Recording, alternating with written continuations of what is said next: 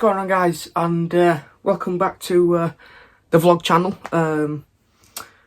It's been a while, but due to lockdown and things, you know, it's hard to do stuff for this channel. As you can imagine, it's hard to vlog in your house. What can you vlog in your house?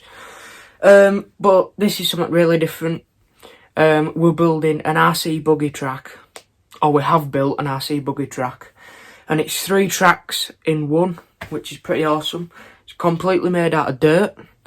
So stick around, see how we built this track. Leave a like, comment, subscribe to the channel. That would mean a lot. I'd appreciate that. And let me know your thoughts in the comments. Yeah, so this is how we built it.